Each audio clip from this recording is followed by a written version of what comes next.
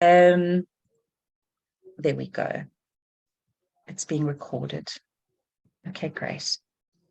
Okay, lovely. Good morning, everybody. So as mentioned, my name is Ryan. I am a clinical psychologist at The Couch, and working with me today is Nisha. She's also a clinical psychologist at The Couch. We're looking very forward to presenting to you today, and just wanted to do a very brief introduction that please, if everybody can keep their microphones on mute, and we would love to see your cameras on. It's lovely to talk to faces, not screens, but please feel free as well to keep your camera off if needs be, or if you need a comfort break. We will be having some breaks today. So we're going to go for approximately an hour or so. We'll have some tea breaks, and then we'll have an hour's lunch break at about 12. And then there'll be another tea break after that. So there will be time to rest and look after yourselves a little. Please make sure you're comfortable. You've got some water, tissues, snacks, whatever you need, as little distraction as possible. We will also be having a question and answer section, but that will be at the end of day 2. So today is day 1, running until 3 o'clock, and then next Tuesday is day 2, and we will have an interactive section then. So as we're going today, if there's any questions, comments, thoughts, please make notes. Make sure you've got some paper and a pen, and just make notes so that we can have some discussion at the end of day 2. So that's just a little intro from me. I'm going to hand you over now to my colleague Nisha, and she is going to kick us off this morning.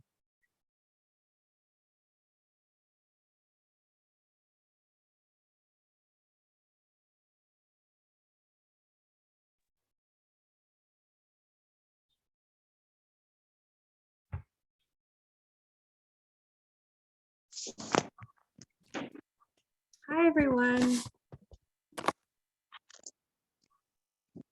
I hope that everyone can see me and hear me.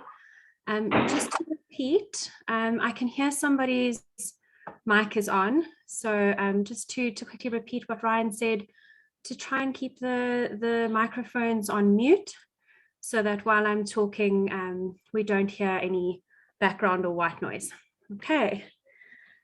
So as Ryan mentioned, my name is Nisha Rajasan. I'm also a clinical psychologist. I work at The Couch, and I will be doing the first part of our workshop presentation for day 1. And then Ryan is going to take over the afternoon section, and then we'll be doing the same thing for day 2. Okay, so I'm just going to share my screen with you all. Please let me know if anybody can't see the slideshow.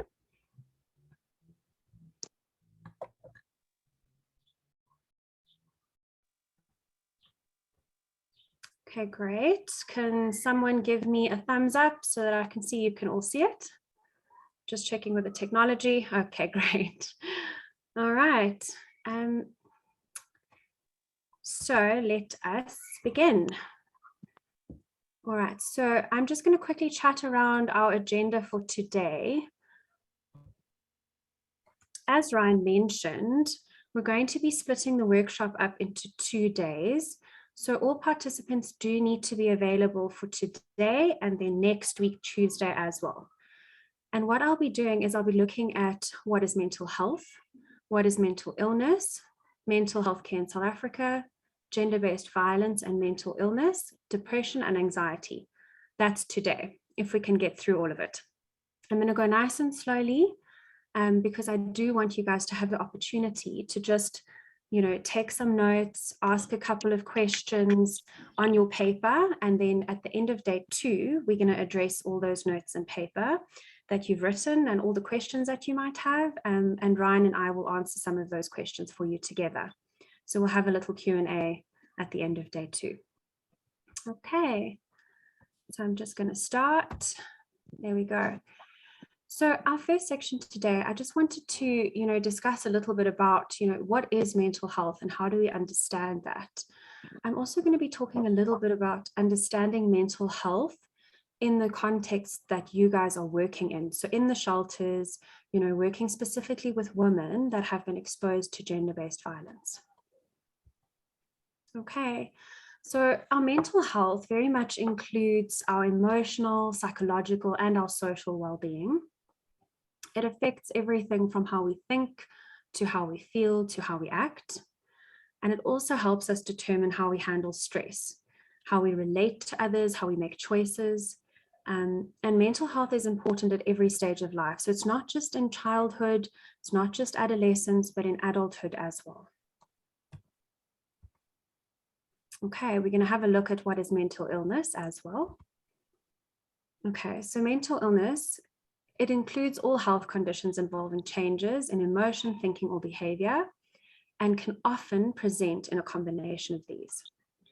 So mental illnesses are associated with distress and problems of functioning in social, work, or family activities. Sure. Okay, I'm going to talk a little bit louder. Let me see if I can increase my volume a bit. Give me a second. Okay. Is that better? Okay. So let's look at mental health in South Africa. So, my understanding is that a lot of you ladies work within the mental health sector, especially working, with a bit of a social work background. So a lot of you have, an understanding of mental health in our country. I just thought it's quite important to maybe highlight, a snapshot of really what is going on at the moment and some of the things that, healthcare workers and healthcare professionals might be struggling with. So according to SADC, 1 in 6 South Africans suffer from anxiety, depression, or substance use problems. Over 40% of people living with HIV in South Africa have a diagnosable mental disorder. 40%, right? Let that, statistic sink in. It's just under half, okay? Less than 16% of sufferers receive treatment for these mental illnesses, right? So we've got a 40% burden, right? And 16% that's actually receiving treatment. These are only the statistics that actually report that they are mentally unwell. Okay. Here we go. Okay, so this quote comes from Cassie Chambers, and she's, operations director at SADC. So one of the things that we're seeing at the moment is that people don't know where to go to get help, or they're too scared to seek it. The stats we have are still not a true reflection of what is actually happening on the ground. Okay, so this is one of the issues that I spoke about here with, 1 in 6 South Africans suffering. However, we don't actually know what that statistic is because a lot of people, due to stigma, due to lack of resources, and various other things, they simply don't have the avenues to report. Okay, so what does this mean? Okay, I can hear, sorry, quickly, somebody's mic is still on. Can you guys please check that you're on mute? Because I think that might be affecting the quality of not just the recording, but also maybe that you possibly can't hear me. Okay, thanks, ladies. All right, so what does this mean for us? Okay, so this means that the primary burden of mental health care falls on community-based providers. That's you. Okay. So again, clinics, support groups, NGOs, lay counselors, they're all having to step in where institutionalized help is not available. So one of the statistics that I found quite interesting is that only 27% of South Africans reporting severe mental illness ever receive treatment. All right. So this means that nearly 3/4 of these sufferers are not accessing any form of mental health care at all. So how do we help? All right, so the first step in terms of helping others and loved ones is to start getting them to talk about it. This can be really hard, however, right? If we're not specifically trained to contain situations, if we don't have, a real understanding of what mental illness looks like and how it can present, what the symptoms might feel like for the sufferer, this becomes quite challenging. So there are still so many sufferers who feel alone, scared, and misunderstood. What we're trying to do is increase awareness and create policies of educating the public around mental health issues. This will encourage people to share their diagnosis and to seek help. The third thing that we really need to start doing is to start taking care of those who are working with our community by supporting and educating them on mental health. That's a part of what this workshop is about today. Okay. So let's think about this in the context that you are working in, right? So my understanding is that a lot of the women in the shelters that you work with have suffered from gender-based violence, whether that be in intimate relationships, whether they have a past or a history of family violence growing up, in childhood. But, this specifically lends itself towards specific presentations of mental illness. So today I'm going to spend a little bit of time looking at those with you. Okay. So I'm going to ask you to just in the back of your mind and maybe on your notes to, while I'm talking about a couple of the mental illnesses that I'll share with you today, to think about how, some of this might present itself in the clinics that you are working and how the gender-based violence history might impact mental health. Okay. All right. So there are a multitude of mental health conditions that may affect abused women, right? We know this, but we're going to specifically look at these 4 today. So there's depression, there's anxiety, there's PTSD or post-traumatic stress disorder, and substance use disorder. Okay. So I'm just quickly there we go. So studies have shown that psychological violence is as detrimental to mental health as other forms of violence. So we've started seeing research and statistics that actually show that emotional abuse is as detrimental and as traumatic as an experience when looking at brain scans as physical violence, so physically being hurt. Okay. So women who experience mental health challenges as a result of gender-based violence are 3 times more likely to have suicidal thoughts or complete suicide.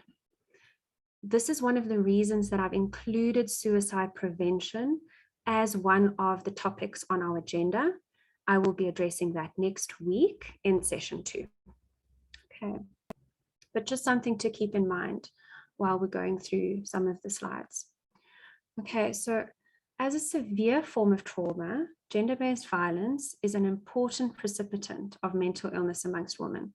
What does this mean? Okay, so this means that research is starting to show that women that are exposed to gender-based violence often can develop issues, mental health care issues, such as depression, anxiety, PTSD, and substance use disorder. Okay. All right, we're not going to take a break yet because we've only been online for a little bit. So I'm going to start off with depression. Okay, so what is depression? What is your understanding of depression? How does it present itself? Perhaps some of you, as participants in this workshop have experienced depression yourselves. This is something to note and to take note of, and it's something that we can definitely talk about. Ryan is going to be looking at, self-care, and that might be a nice section and a nice time to note down a couple of helpful resources if depression is something that you yourself have struggled with in the past, or it's something that you're currently experiencing.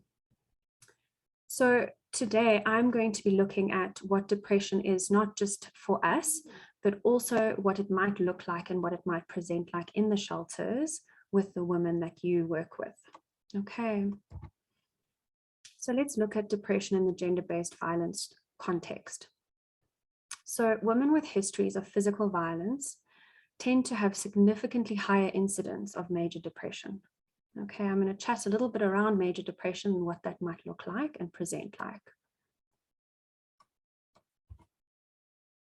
Okay, so these are some of the signs and symptoms of depression.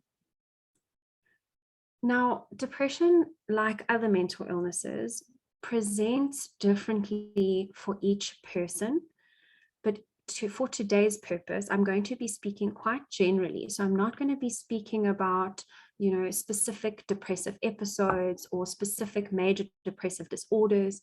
I'm going to be speaking about depression in a general sense, just so that we can get a sense of some of the symptoms and signs that we could start looking out for, and some of the things that we could do when we notice these signs in others. Okay, so a persistent depressed or low mood.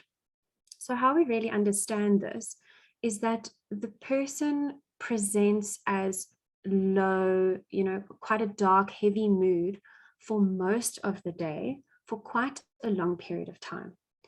So what's quite important to note at this point is that all of us go through difficult moments in our life. It might last, a day or two, couple of days.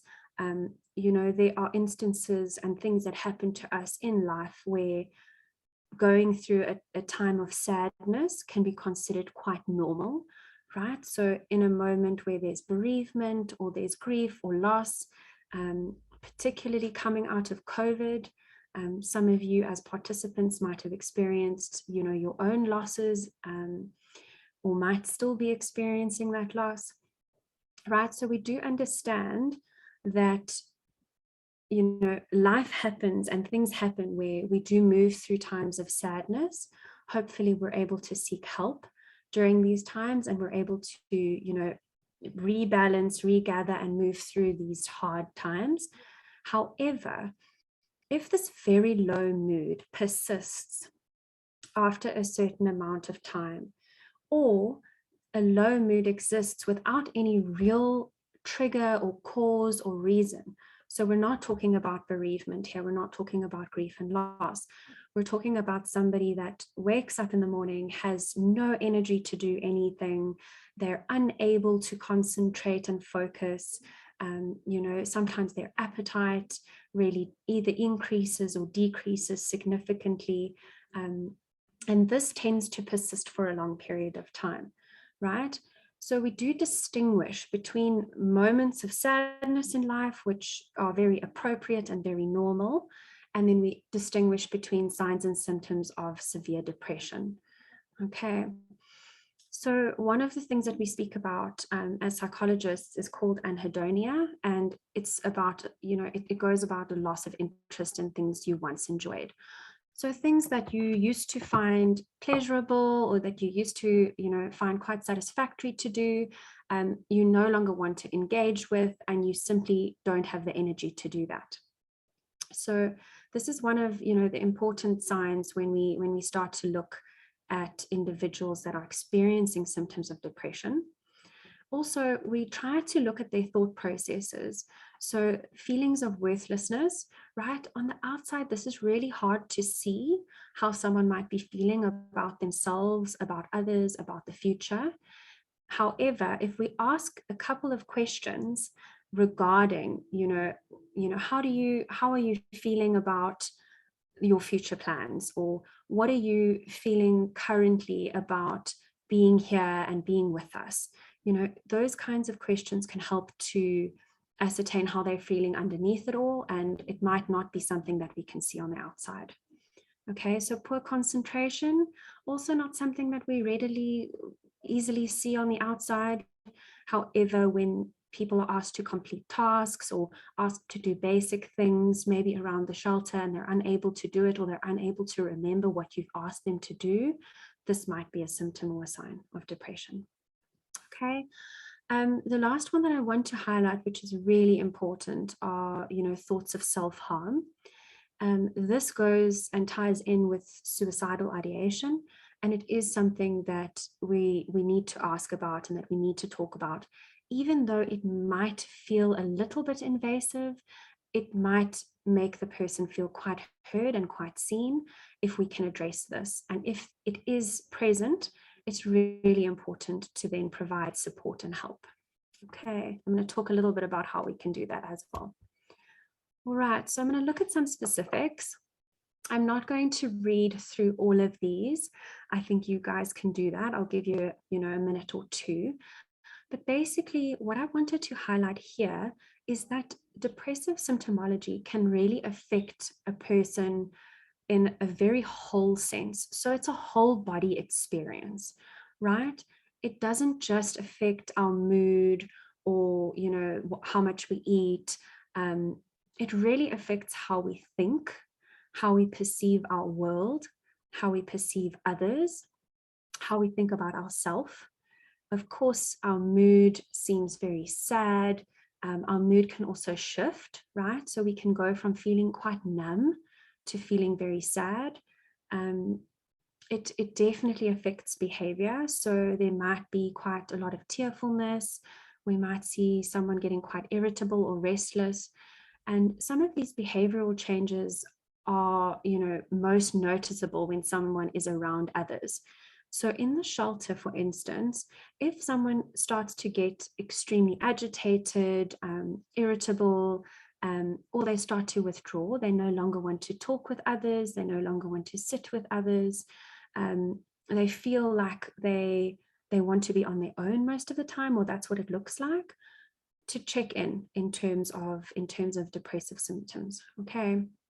So in terms of our body, physically, what we might experience, they might have excessive hunger or complete loss of appetite. So someone that's suddenly eating a lot more or eating a lot less. Fatigue, or someone that's looking quite lethargic. It's one of the other symptoms that we look at. And then obviously in terms of the excessive hunger or loss of appetite, we sometimes see weight gain or weight loss. So what's also quite common that we might not be able to see at a surface level, we might need to ask about, is people have negative thought cycles that repeatedly go around and around in their head. So it's quite cyclical, but the nature of these thoughts are very, sad and low, and they actually increase the person's depression. So to ask the questions that I mentioned earlier, how are you feeling about being here? How are you feeling about being around others? What do you see yourself doing in 5 years' time? Where are you in the future? That kind of thing. We could get a sense of what kinds of negative thoughts might be going on for them. And then I did mention previously thoughts of suicide and how important it might be to ask the question, maybe not to go directly for suicide, but to ask around, have you thought of hurting yourself or harming yourself, when you're feeling very low? Okay. This is what, depressive symptoms might look like in the actual shelter. So someone might be feeling or looking very fatigued. They might be sleeping too much or sleeping too little. Often we see, someone stops taking care of themselves. That's one of the other signs that we could look out for. Again, the feelings of worthlessness, guilt, or the fact that they're very self-critical, you might need to ask a few questions to get to those underlying feelings. People present as quite indecisive or unable to concentrate. So I spoke a little bit around that already. And then eating too much or eating too little, that's quite a noticeable one. One of the things that we don't always associate with depression, but that is quite common, is that people actually get quite fidgety, and they can either sit, very, very still, or they excessively move around, right? Some people associate this more with anxiety. However, it is very common in depression too. So sometimes people speak a lot slower, they get very quiet, and other times people are constantly irritable and moving around. Okay. So this is the part that I spoke about earlier, that we call anhedonia. So taking less interest in things that you were interested in before. So if you've noticed that someone usually loves participating in arts and crafts, for instance, that kind of activity, and suddenly they rather stay in their room and they no longer come out and they don't want to take part any longer, that's one of the symptoms and one of the signs. So to maybe do a check-in.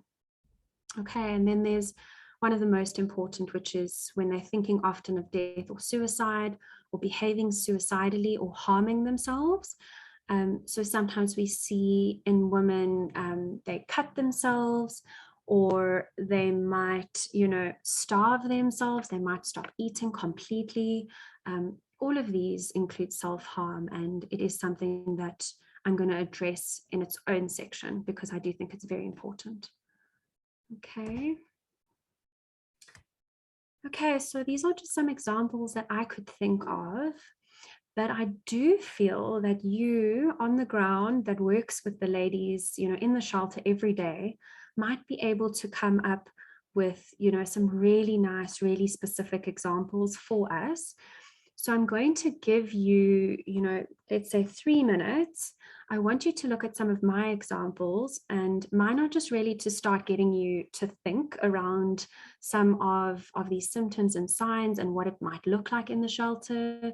But I would love for you to, on your notepad, maybe write down 1 or 2 or 3 if you can, some of how the symptoms and signs that I've spoken about, how they might present. The more specific, the better, because at the end of session 2, when we do share them, it might be a nice exercise to see what you are seeing and also whether or not others are experiencing the same thing, right? Okay, so I'm just going to give you a couple of minutes with this one, and then we can move on.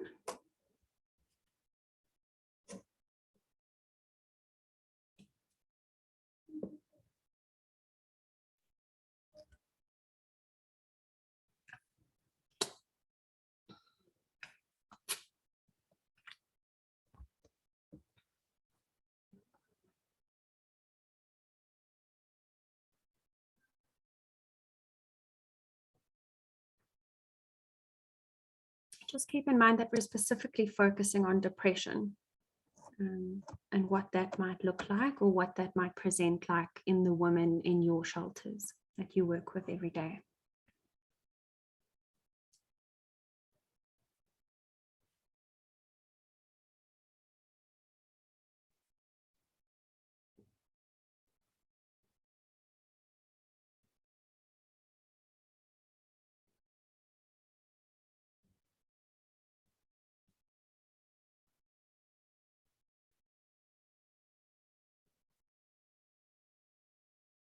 Okay, I'm going to move on for now, but if anything else comes to mind while I'm busy talking, or while we're busy going through some of the slides, please feel free to add to that list. I'd love to hear from you guys after session 2. Okay, so this was a study that was done in Ethiopia amongst female college students who experienced gender-based violence. So I like to use a bit of a case study, because it could show, that some of the things that we're seeing are firstly very real. They've been researched, and also, the findings are often very relatable. So in terms of the findings of this specific study, I thought it might be a little bit boring to read through the whole study. So I'm just going to share the findings with you. So prolonged stress and fear caused by gender-based violence increased the likelihood of depression, one of the significant mental health problems. So the first thing they found in this study amongst college students who'd experienced gender-based violence was that there was a likelihood of depression, and that there usually was significant mental health problems. Okay. They also found that this likelihood of depression was very much determined by prolonged periods of stress and fear. Okay. So prolonged periods of stress and fear are quite common in gender-based violence cases. All right. The second thing they found was that when there was an experience of sexual violence specifically, when there was this experience, high depressive symptoms were common. Okay, so sexual violence in and of itself was a predictor in the study for high depressive symptoms. Okay, so then in the less resourced conditions, and when there were past negative experiences, So in the study, when they speak about past negative experiences, it was often in childhood or upbringing where they experienced violence or neglect. That was the condition in terms of past negative experiences. They found that having a history of emotional abuse or having a parent or guardian who is physically abusive increased depressive symptoms. Okay. So sometimes the history of the person is really important to also take into consideration. The fourth thing that the study found was that there was evidence that supports the thesis that women's mental health status is adversely affected by exposure to gender-based violence. So what does this mean?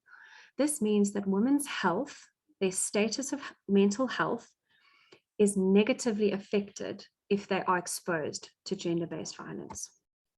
Okay.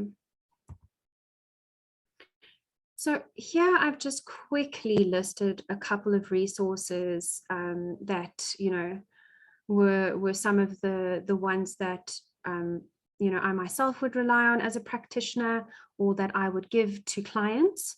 At each shelter, I am aware that some of you might have access to resources in terms of who to reach out to. But I just thought I would present, 3 of the ones that I have found helpful in the past. And then what I was thinking is towards the end of session 2, myself and my colleague Ryan could put together a small resource pack that we will leave with the ladies. I mean, obviously it's an online workshop, so it won't be physically in paper, but that we could email. Just a set of resources that are shared throughout our workshop. I know that Ryan has a couple to share with you as well, so maybe we could put them together and send them on. Okay.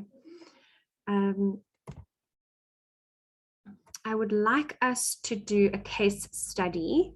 However, I'm going to give everybody, we're 50 minutes in, so I'm going to give everybody a 10-minute break first. So let's take 10 minutes just to stand up, use the bathroom if we need, grab some tea or coffee, and then we'll resume at 11 o'clock. Okay. Thanks, Nisha. I'm not sure if you're able to hear me now. Yes, I am. Ah, perfect. Okay, thank you so much for that. Thanks. I've also received your register list. Due to the POPI Act, we aren't able to give telephone numbers. However, I am able to give email addresses. Would that be sufficient? Absolutely perfect. I actually was going to mention that we don't have to put contact numbers only if the person would like us to reach out to them, for instance.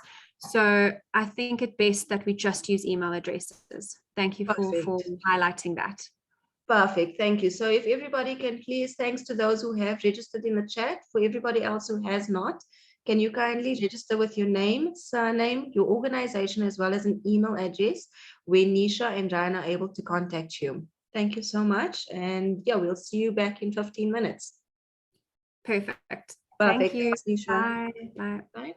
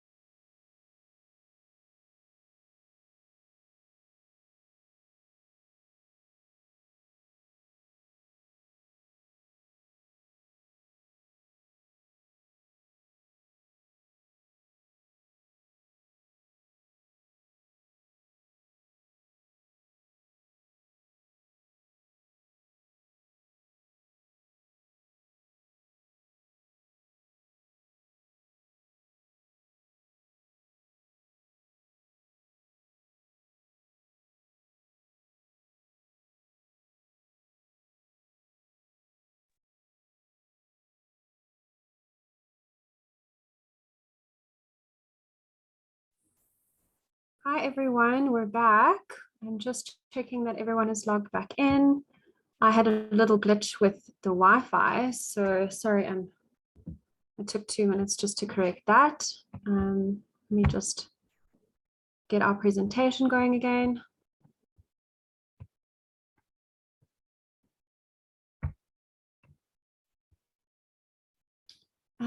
Milani, I'm not able to share my screen. I think you just need to give me access to that again as the host.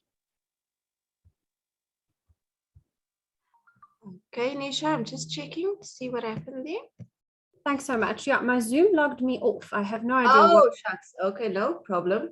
I'm not sure. I think it might be a time limit on the Zoom call, but it's okay. We're back on, but I just want to share the screen. No problem. Are you able to share? Check. Yes, thank you so much. Pleasure.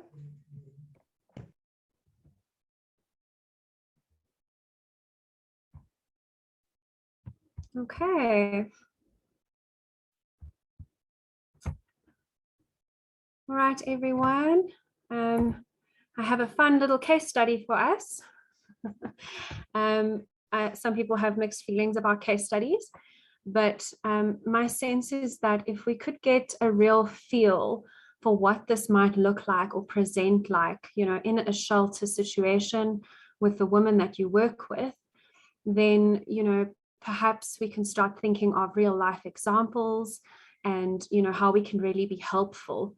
Because sometimes when we talk about signs and symptoms, it can feel quite textbook, and this isn't always what it looks like exactly in the real world. So like I mentioned previously when we were chatting about depression specifically, was that each individual has their own unique way of, you know, presenting with, you know, depressive symptoms. Also, they each have their own unique way of coping with these symptoms. You know, so some people might rely on substances, and this tends to hide some of the symptoms. Other people, you know, they have very secretive coping strategies, so we might not always notice immediately, and they can seem quite high functioning. So I think it is nice to use a couple of specific examples so that we can chat about that and look at what this might look like in real life. So this is the case study that I've set up for us for today. What I'd like each of you to do is read through the case study really carefully and try to pick up on some of the signs and symptoms that we've just spoken about, specifically in terms of depression. And what I'd like you to do on your piece of paper, I've just got this here with me, so I'm going to be writing on here, is to please write down the signs and symptoms of depression that you are noticing in this case study. All right, I'm gonna keep these, and on day 2, we're gonna have a look at some of these specifics. So what I'm gonna do today, I'm gonna go through the case study with you all after you've read it and written down, you know, what you've found to be the signs and symptoms for Mrs. M. Okay, I'll read through the case study first, and then I'll give you a couple of minutes to read it on your own. And then what we do after that is I'll ask a little bit around what are Mrs. M's symptoms and what might Mrs. M be struggling with. Okay, again, to just use your notepad, write your answers, and then on day 2, I'm going to open this up again and we can have a look at it. The reason that I would like to look at this with you on day 2 is because we will have spoken specifically about suicide and suicide prevention, and that can become quite important when we're looking at signs and symptoms. Okay, all right, so here we go. We have Mrs. M, and Mrs. M's depression started when she was a teenager. Her father was an alcoholic and often became physically violent towards her. After she moved out of her home, she married her husband and they had one child. After the birth of their first child, her husband started drinking and would occasionally use drugs. Okay, so he would come home, become quite violent and angry after using. He would beat her and threaten to harm their child if she did not do as she was told. So one night late, when her husband was sleeping, Mrs. M packed her belongings and left in the middle of the night. Lately, so now she's at the shelter, she reports feeling irritated, sometimes becomes quite tearful for no reason. She frequently feels unmotivated and wants to stay in her pajamas all day. She also often forgets to bath and to comb her hair. Others have started noticing this. Okay, so she has trouble remembering things and has a poor energy level. So she looks quite down and lethargic and, likes to stay in her pajamas for most of the day, doesn't really want to participate in anything. And then when others try to speak with her, she replies very softly, but she doesn't make conversation. So she might give one-word answers, yes or no, but doesn't want to make any conversation further than that. Okay, she does not enjoy mealtime and tries to avoid eating most of the day, sometimes locking herself in her room during meal times. Okay, she has a child, which we mentioned previously, who does not sleep well at night due to a medical condition. And then due to caring for her child at night, she struggles to focus on any task during the day and describes most of her day as sleepwalking.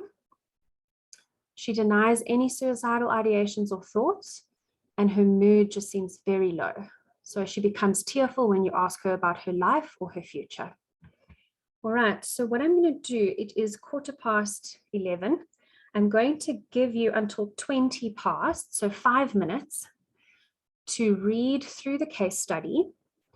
And then I would like you to highlight or write down on your notepad, whatever you've got with you, the signs and the symptoms that you can notice that are related specifically to depression in Mrs. M's case. All right, so I'm going to give you all 5 minutes to do that, and then I'm going to run through some of those with you. Okay, I'm going to leave this up on the screen, and I'll be back in 5 minutes.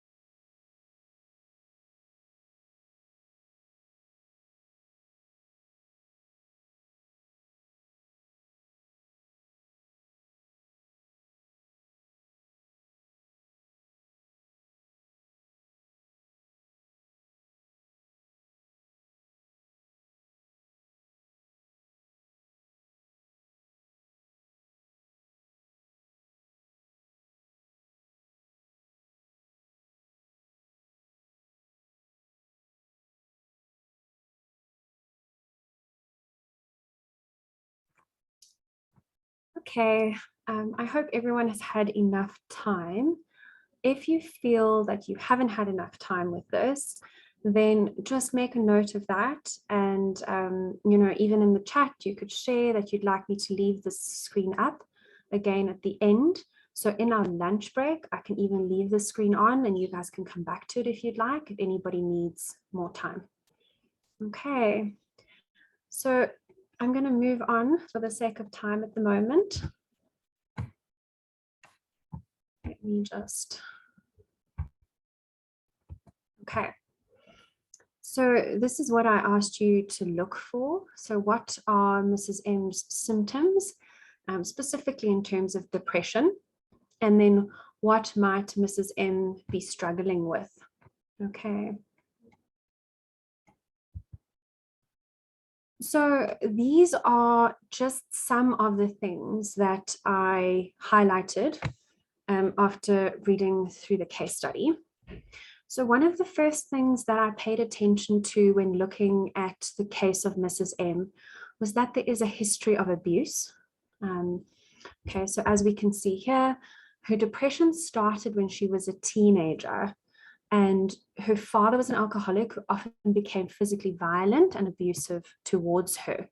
All right, so there is a history of abuse, which, as mentioned previously, can often precipitate mental health issues later on. Okay, so it is something that we need to be mindful of and to pay attention to.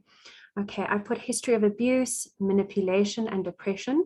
The reason that I put manipulation there was specifically because her husband, when he would drink and become violent with her, he would threaten to harm their child if she did not do as she was told, right? So she was coerced into staying in this abusive situation in order to protect her child. Okay, so this emotional manipulation also has psychological impact, and we classify that in the history of abuse. Okay. Depression, I've put there that there's a history of depression because her depression seems to have started when she was younger, so in her teenage years already, that there were symptoms present. Okay, one of the other signs and symptoms that we can note is that she's getting increasingly irritable. So I've put irritability as one of the symptoms that she presents with. And then there are also feelings of sadness and despair, right? So we can see this in the outward behavior where she becomes quite tearful, she's struggling to engage, her mood feels very low. Like I said previously, in terms of a person's feeling state, we might need to ask a couple of more specific questions to ascertain what might be going on underneath. However, the outward appearance of a low mood, poor posture, someone becoming quite tearful, these are outward expressions of this sadness. Okay. There's a definite lack of motivation. She seems quite lethargic. Looking back here, in terms of lack of motivation, right? So she doesn't want to get up in the morning. She doesn't really want to take care of herself in terms of hygiene. She frequently feels unmotivated to participate in certain activities, and she wants to rather stay in her pajamas all day, right? So that's that lack of motivation that we note down, right? And then, as mentioned previously, a decrease in personal hygiene and grooming.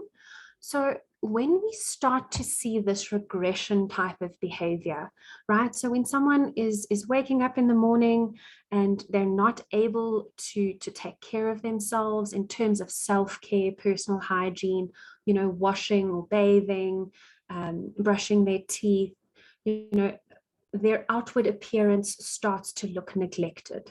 That is also one of the outward signs that we can start looking for in terms of people that are struggling with mental health issues. Okay.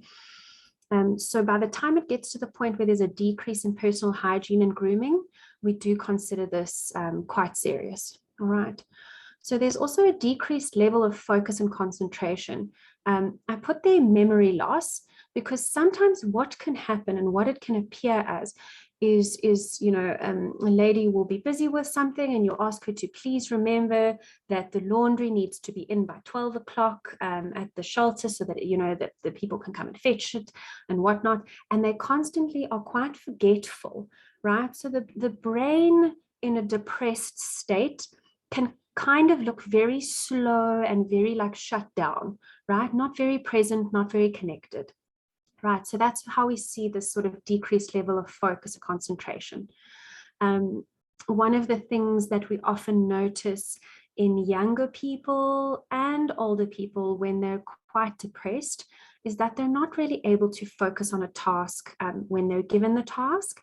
And if they are able to start the task, they're often not able to concentrate for a decent period of time to complete the task. They're quite distracted and they feel like they zone out. Zoning out is one of the terms that we often hear when we have a patient that's quite depressed. It's part of dissociative features. So sometimes they sort of disappear somewhere and they don't really hear what you're saying. And then they'll, kind of come back again and, sorry, can you repeat what you said? I didn't hear you. So all of these things have to do with this decreased level of focus and concentration. Okay. We also see in Mrs. M's case study that there's social withdrawal. Okay. So this is, when, she starts to lock herself in her room and doesn't want to come out for meals. The fact that she's speaking very slowly and replies very softly. And also when she, doesn't want to make conversation with others. So social isolation and withdrawal, we all to an extent know what this looks like, but when it starts to impact upon someone's ability to actually engage with the things they need to engage with on a daily basis to appear functional, this is when we become concerned. Okay. Now, we're not talking about the time that someone that's quite introverted needs a minute to themselves. We're really talking about dysfunction in terms of not being able to really engage with others and being able to participate in activities that would be helpful for them. Okay.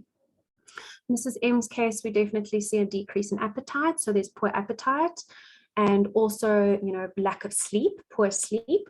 So her poor sleep is possibly attributed to the fact that she has a child that struggles with a medical condition at night and, the child isn't sleeping well. However, as part of depression and depression symptomology, we often do see that sleep either declines or it completely increases to the point that, individuals are sleeping at all hours of the day, all day long. So you can see how this lack of motivation and being lethargic can often lead to the sleep, the dysregulated sleep. Okay. Very low mood, right? This is one of the cornerstones of depression and depressive symptomology. Some people ask me, like, what does low mood look like? I often say to patients, we're actually all experts in normal behavior because we all live in the world every day seeing, the ups and downs of people. And we do have an understanding of what exists in that normal range, right? So throughout the day, we all have our ups and downs. We might wake up in the morning and feel quite tired. But after our cup of coffee and a good conversation, our mood increases, but then something happens and the mood shifts again. However, we all sort of function within this normal range. When someone dips below the normal range, where they have a very low, very heavy, very dark mood, and it persists for a period of time, most of us get the sense that something is wrong with this person, okay, or that they might be really struggling with something. That is when we note that there's a very low mood present and that it falls outside of the normal range that a lot of us experience in everyday life. Okay. So we look at, in depressive symptomology, we often just investigate negative thoughts. I, in my practice, often look at, the thoughts around the self. How do I feel about myself? This has to do often with self-worth, self-esteem. How do I feel about others? What are my expectations of others? You know, am I always expecting to be disappointed by others? Have I experienced other people as really hurtful or harmful or violent or abusive towards me? And then what are my thoughts and feelings about the future? Right. So people or individuals that struggle with depression and depressive symptomology often have quite negative thinking cycles around the self, around others, and around the future. So again, you might need to ask more specific questions around this if you'd like to investigate the negative thought cycles. Okay. In Mrs. M's case study, she denies any suicidal ideation or thoughts. Okay, so obviously this means that someone had asked her and then she said, no, I'm actually not thinking of harming or hurting myself. So this is something that, you know, we would classify as asuicidal. So she's not currently suicidal. However, it is quite important as moods can shift. And if her current mood is fairly low, but it shifts into a very low mood, her ideas about suicide or self-harm can change. So it's quite important to ask about self-harm and history. Now, what do I mean by history? So one of the things we look at is, have there been attempts in the past? What does this mean? What do those attempts look like? Were they serious attempts? Did the person end up in hospital? You know, was it a medical emergency? And we investigate how long ago these attempts happened, right? So if there was a recent suicide attempt, it does indicate a higher risk currently if she's experiencing a very low mood. So we take note of these things. Obviously, we reach out to the resources available in terms of managing this situation. I can imagine that it can be quite a difficult thing to try and contain and manage in a resource limited context. So, you know, Ryan and myself are going to share a couple of resources with you so that we can try and get a couple of, you know, things on board that you could lean on as well in these situations. I'm, however, going to open suicide up and talking about suicide and how we talk about suicide and how we manage it and contain it in a session all on its own on day 2. Okay, so these are just my case study answers. However, I'm really aware that you each might have seen something quite different in the case study, and that's wonderful because we'd like to add to some of the answers that I've given here and also to understand how it might play out in each of your shelters or your contexts with the women that you work with. So if you could hang on to those answers for me on your memo, it's something I'm going to open up in session 2 and we can chat about. Okay, all right. So I'm going to move on because I'm aware we only have, you know, about 22 minutes left before our nice lunch break. So for the final section that I'm going to be chatting with you guys about today, I'm going to be talking a little bit about anxiety, right? So we've managed depression. Next, we're going to look at anxiety. So anxiety, what is it? Okay, so I think I've mentioned this, you know, a couple of times, but I do feel that it's really important to understand that, you know, just like depression, anxiety can be something that we all experience at different points in our life. It can be appropriate. It can be, you know, even helpful at times in terms of productivity. However, it is when this anxiety becomes very excessive, all-consuming, and it interferes with our daily living. So it interferes with our work life, it interferes with our relationships, it interferes with our self-esteem, for instance. Those kinds of things, when it becomes quite excessive, we do make a diagnosis of anxiety, and anxiety is quite an umbrella term. So there are different types of anxiety and they do present differently. But for the purpose of today, I'm just going to look at anxiety in general and, you know, try to distinguish between normal stressful life situations I've used the example of public speaking. So some of us, like myself at the moment, don't love public speaking, and it can become sort of a stressful situation. And I might feel a little bit of anxiety, you know, and that's quite normal in the kind of situation. Some of us might not enjoy taking tests. If you can think back to, you know, your younger days when you have to write exams and take tests, there might be some anxiety. However, that doesn't necessarily feel like an ongoing, excessive, all-consuming anxiety. It feels quite appropriate, right? So we do distinguish between the two.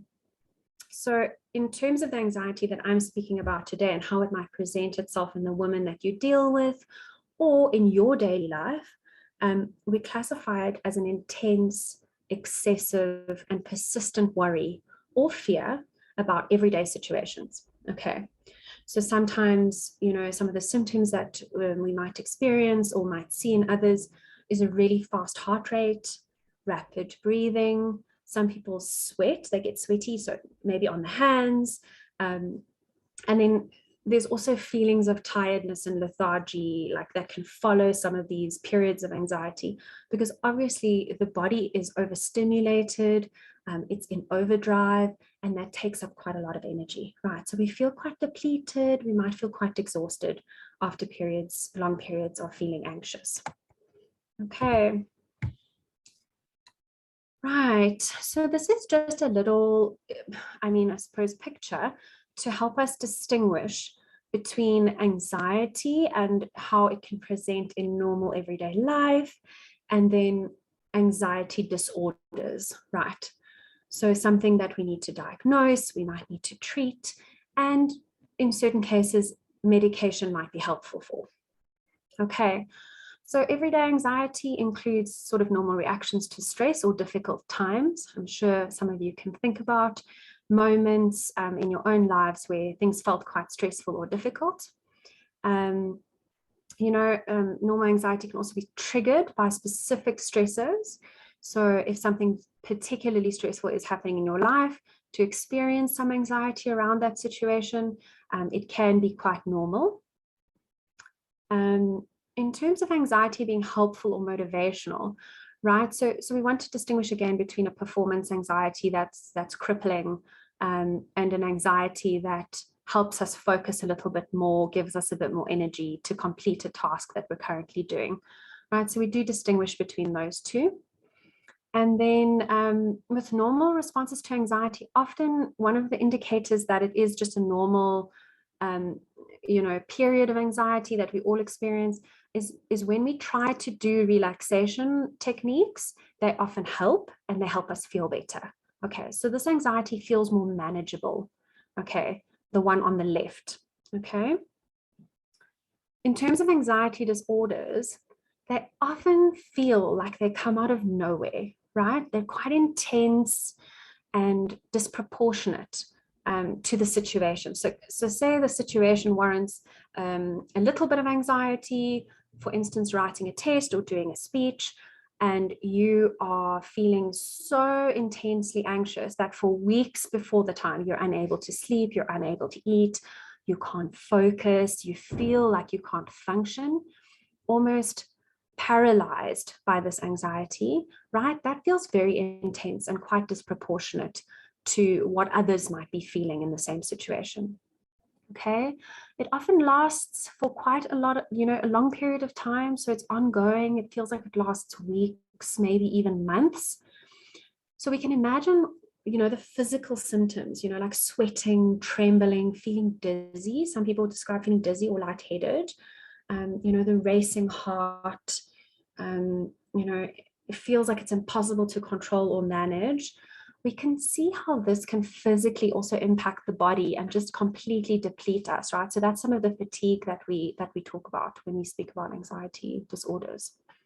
Okay. So, I just put on, some signs of an anxiety disorder. So how it might appear in everyday life. We can think around how it might appear specifically. There's one or two on this screen that I think could really apply to women that have experienced abuse in the past or gender-based violence. maybe, I wish I could speak directly with you guys, but I'll share which ones I think might be most appropriate in the gender-based violence context. Okay, so some of the signs of an anxiety disorder, there's frequent worry that interferes with daily life. So they're almost like intrusive thoughts that happen without our control. They feel very automatic. Okay, withdrawal from social life. So that's some of the isolation that I spoke about. Fixation on fear of next panic attack. Okay, so I'm going to talk a little bit about panic attacks and what those might look like. But basically, there's also this fear around having a panic attack. Whether or not the person has actually had a panic attack, that is one of the criteria we look at. But there's definitely this fixation on possibly having a panic attack, right? The racing heart, the struggle to get oxygen into the lungs, all of these things, okay? So there's this irrational fear and avoidance of harmless object, place, or situation, right? So I'm not sure, maybe in the context that you guys work, you're very aware that the woman that you're working with might come across as easily frightened, or especially maybe when they first arrive, they look quite unsure of others, and maybe any fast movements or loud sounds might scare them, or they might get a fright. So this is a part of that anxious sort of underlying feeling, right? So I'll be sitting normally and having a conversation with you, but because in the past you've experienced violence or trauma, suddenly the phone rings and you jump, right? So that kind of reaction is what we're looking at on the bottom of the screen over there. And then one of the others that I thought could really apply to the context that we're talking to and speaking about today in terms of gender-based violence is the recurring nightmares, flashbacks, or numbing of past trauma. Okay, so this is one of the symptoms that you might experience in the shelters and in the spaces that you're working in. Okay, we'll talk a little bit more about the nightmares, flashbacks, and trauma, specifically when we talk around PTSD. Okay. All right, so I have a second case study, and I'm going to give 10 minutes for this case study because I do want to go through some of the answers before we break for lunch at 12 o'clock. Okay, so it's the last little push, and then we'll be taking a good break. So I'm going to read through the case study first, and then just in the same way as we did with the case study on depression, we're going to look at what are Mrs. Z's symptoms, okay, specifically related to anxiety, and then what might Mrs. Z be struggling with, right? So you can write down specific symptoms, but then also what you feel she might be struggling with currently, okay?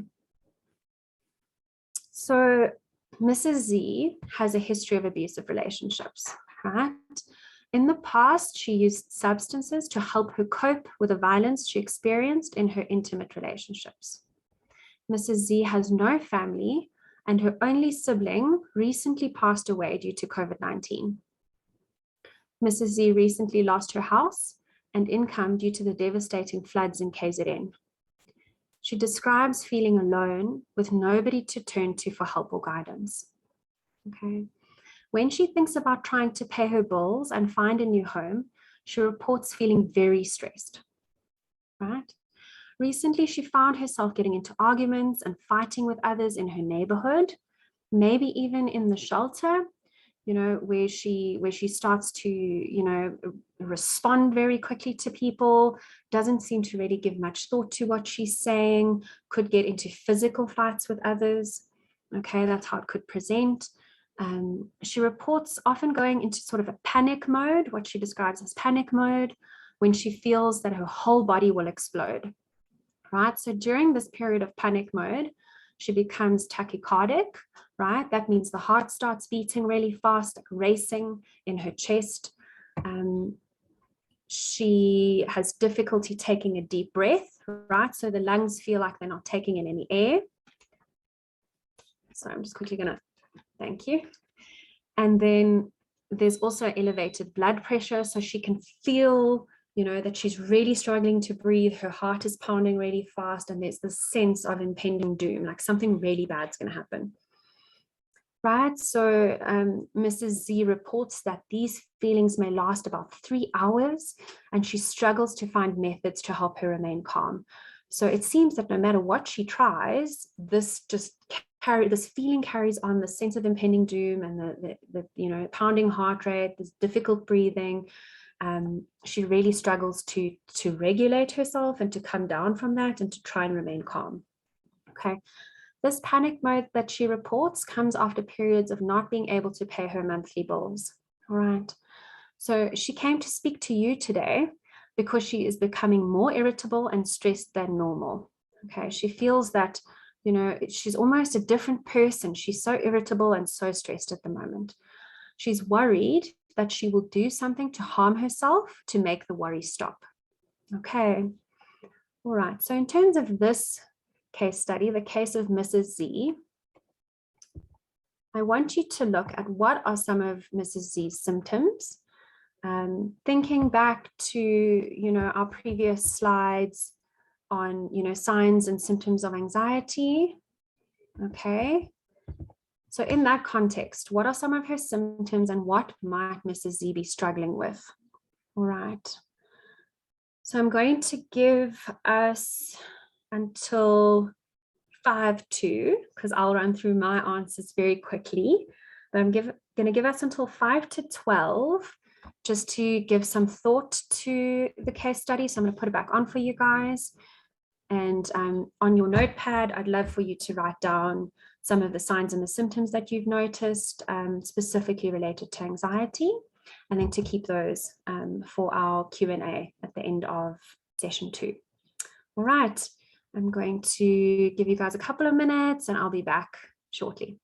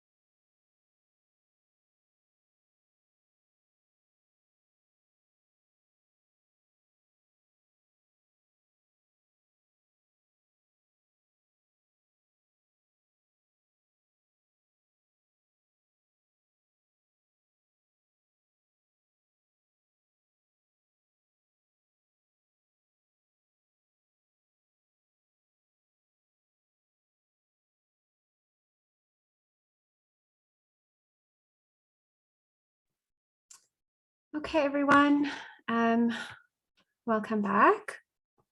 So I hope that everyone's had enough time with this and everyone's managed to write down, some of their thoughts.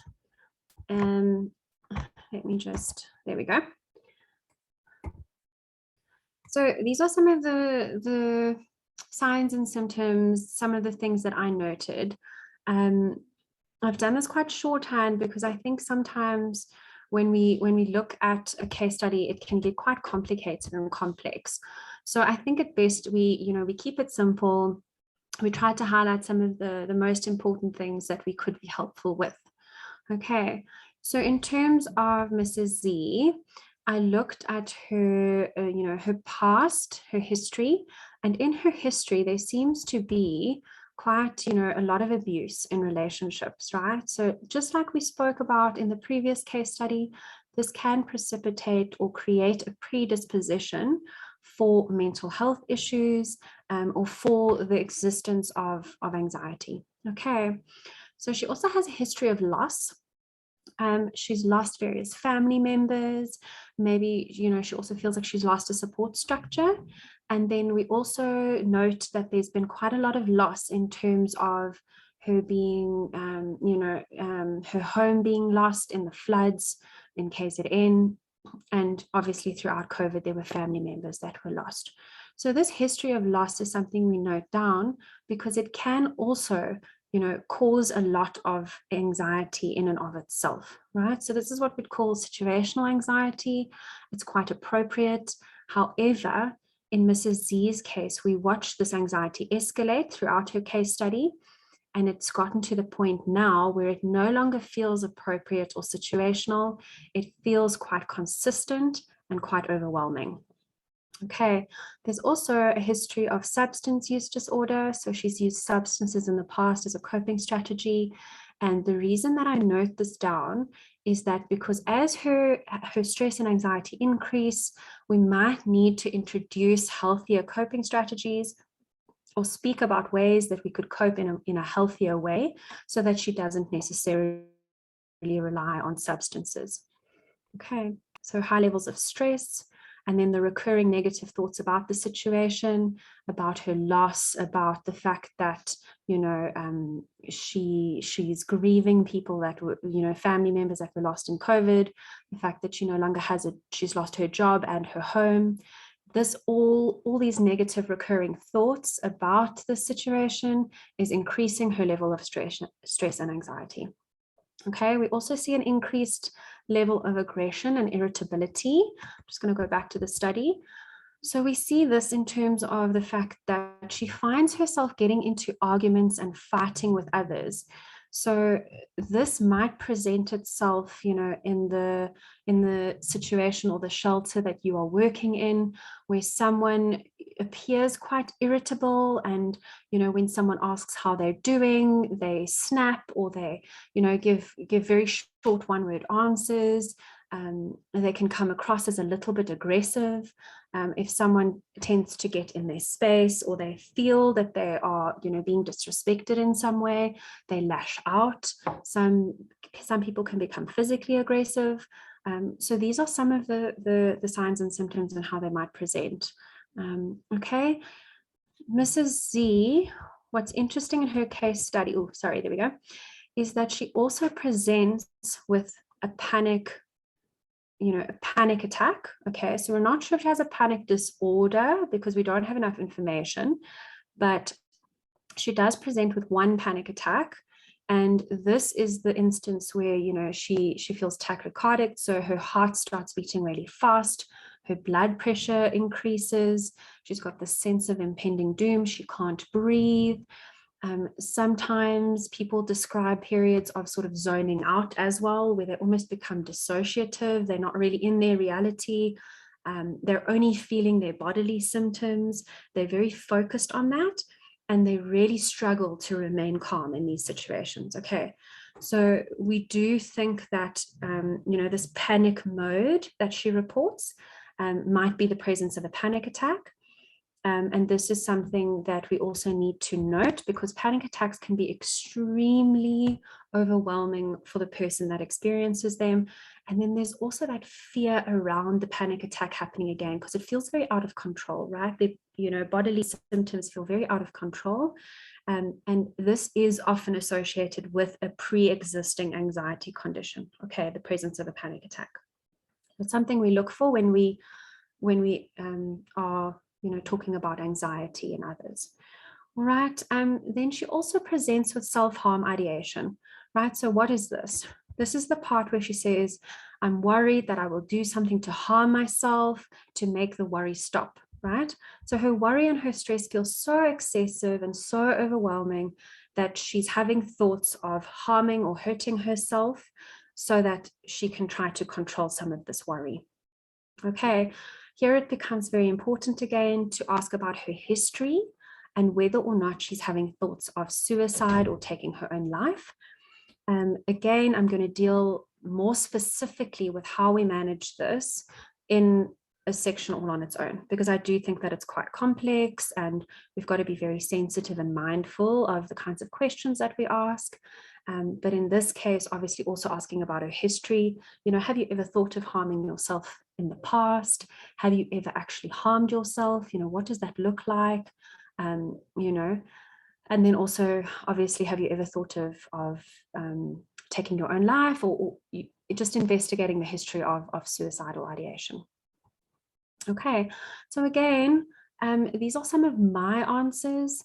I'd love to hear yours, so please keep them. Don't throw your paper or your notepad away. Definitely hold them in mind and keep them for our session 2, where I'm going to open up all of this again. Okay, so right now we're going to take our first proper break. So we're going to have a nice lunch break from 12 until 1 o'clock. And then at 1 o'clock, promptly we'll be back online, and Ryan is going to take you through her section for the afternoon. So that will run from 1 until 3 o'clock. However, there will be breaks in between. Okay, so there'll be nice short tea breaks in between as well. All right, so thank you guys for listening and for participating this far. And we'll be back online from 1 o'clock. All right, enjoy the break, stand up, stretch, breathe, hydrate, do the bathroom break, and definitely get something to eat. Okay, we'll be back soon. Thank you so much for that, Nisha. It was very informative. I'm sure everybody else has enjoyed it as well. Yeah, everybody enjoy your lunch break, and we will see you back at 1 o'clock. Thanks, Milani. Thanks. And please don't forget to register in the chat with your name, surname, organization, and email address. Thank you so much. Thanks, everyone.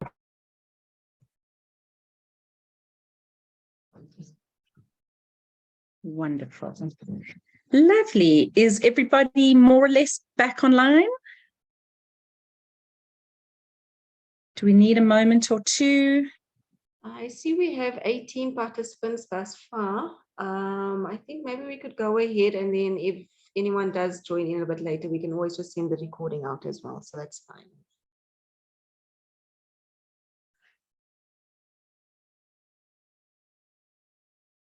Can you hear me, Ryan?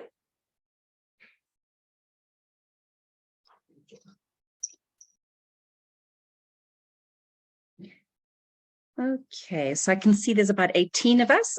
Maybe one or two had to move off and carry on with their day. But I'm going to continue for now. So hello again. I hope you all had a decent break and lunch. I'm Ryan Cooper, and I'm going to be taking you through something a little bit different this afternoon. We will stop for some tea and have a few breaks as well. And again, after session 2, which will be next Tuesday, we will have an opportunity for questions and a bit of a chat.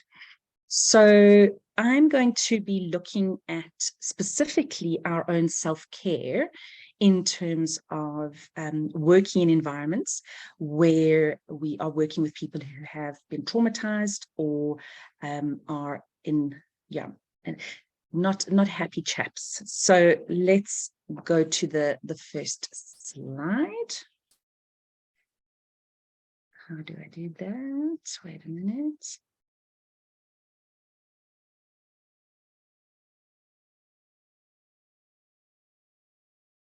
Going now.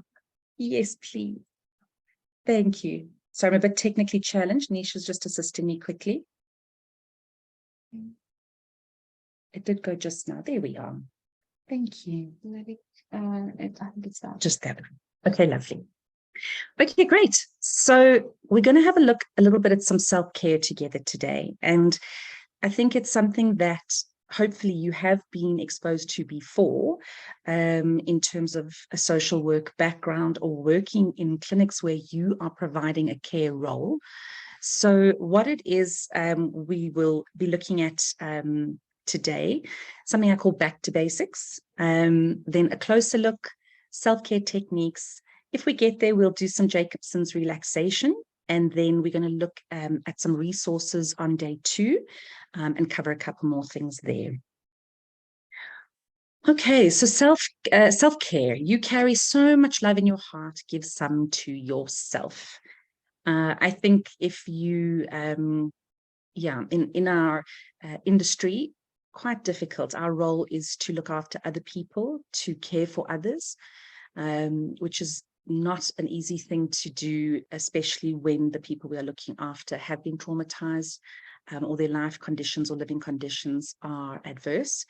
And I think self-care is such an important thing to remember, that as we go on this journey with the people we support and care for, we are the tool. So as carers, as psychologists, we are the tool that is used to communicate, to provide that care, to assist people. So very often we end up burnt out. We get into patterns where we give so much of ourselves, because we're constantly giving, constantly there, constantly responsible to other people. We forget sometimes our own needs. So that's just a little reminder that we matter too. And let's just start off nice and easy with a bit of back to basics. So something that I find as a therapist quite often in my own life and in working with people is that we often skip the basics. These are things we know we should be doing. We know these are tried and tested things that do help the bigger picture. But when we have become burnt out, when we are overwhelmed ourselves, these things start to take a back seat. So very briefly, I don't think there'll be any surprises there.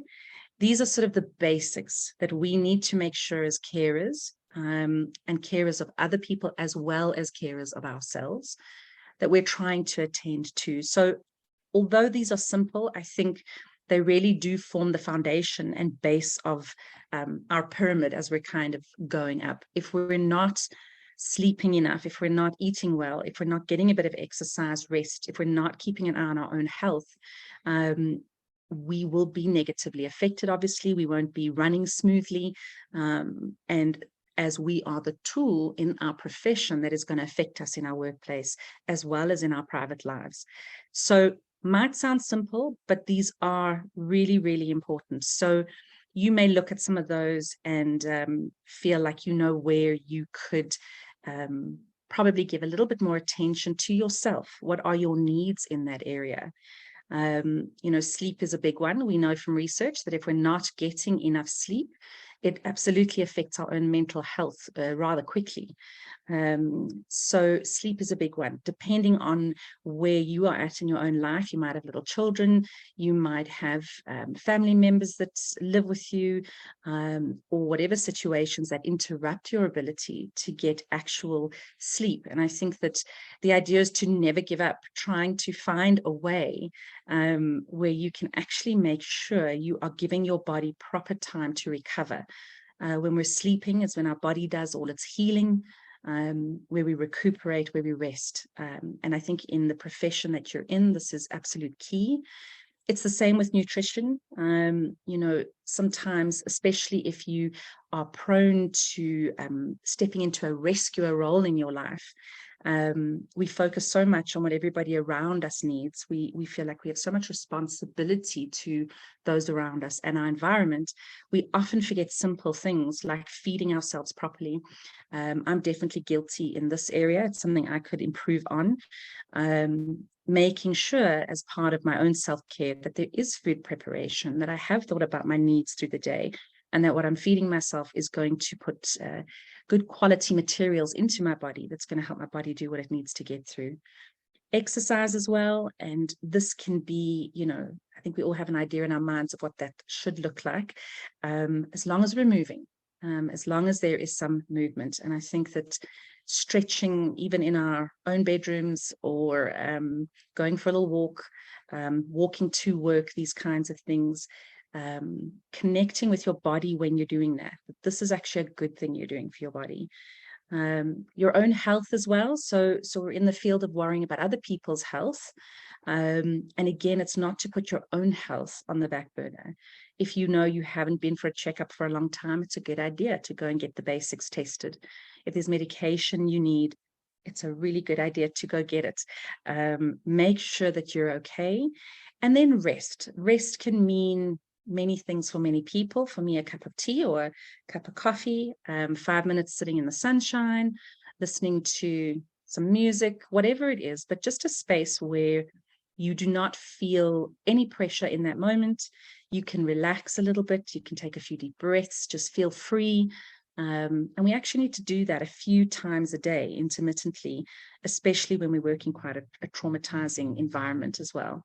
So just double check that your basics are all in check, and whatever obstacles you may be facing there, use those obstacles as a way to better understanding yourself. Why are some of these obstacles there? Are we in our own way? Or if these are circumstances we cannot control, what else could we do to try and support ourselves in this way? So next, sorry, now it's not going. Yay, it's going. Okay, goody. So the next one, let's have a closer look. Okay. So your own mental health matters. The unique stress working environment, or environment that you work in with traumatized women specifically, this environment, as you would know, you are the experts in this space, has a very unique stress that is different from any other industry, any other type of work that is done out there.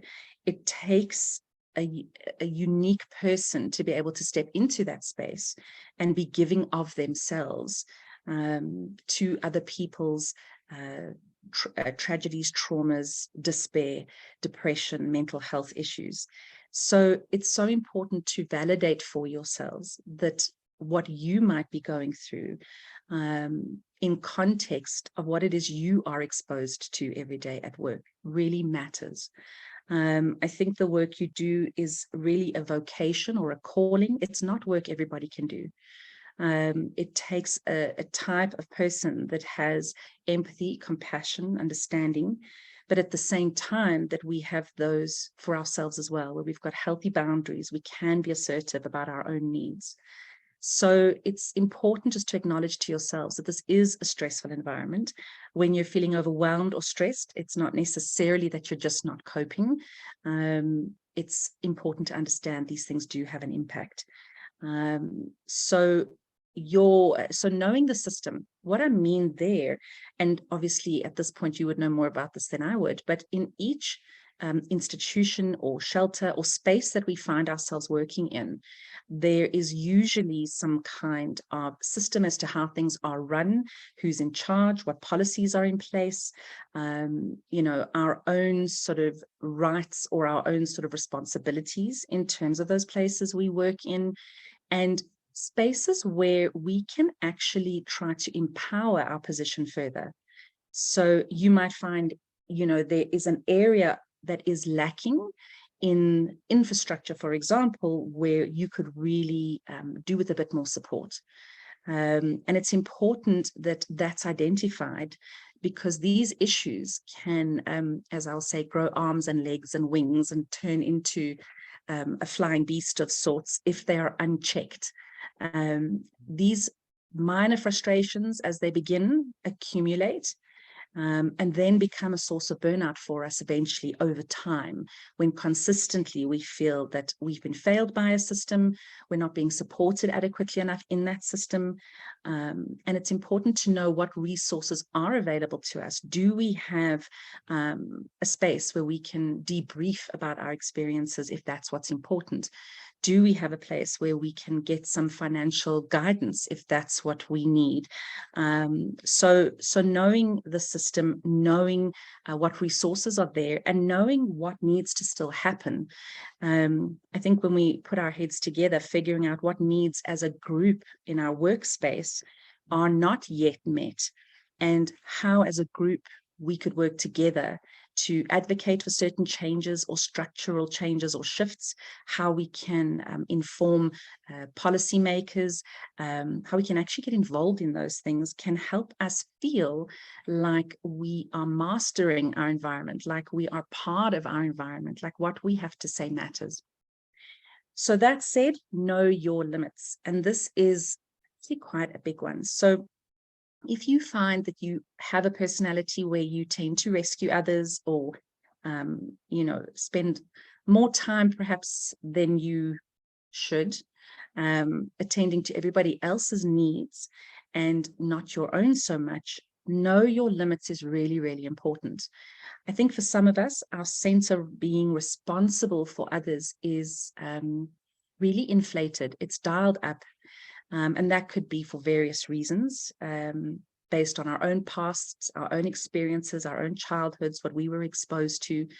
But oftentimes when you find yourself working with mental health, when you find yourself working with others who are in difficult situations, you've often developed within yourself a strong sense of taking responsibility for others, protecting others, rescuing others. And where that is, those are wonderful attributes. We probably need more of those kind of things in the world, but it can lead to burnout very quickly. So know your limits means that finding the balance between how much I give and how much I need, and trying to actually find a working space. So this is not always as easy as it sounds. We have responsibilities. It's unpredictable sometimes in the environments we work in. We have to be ready to receive a patient or deal with a situation when perhaps we're not feeling our best, or we're not up to it, or we're exhausted. And yet there's an expectation, or we're on duty and we need to deal with that situation.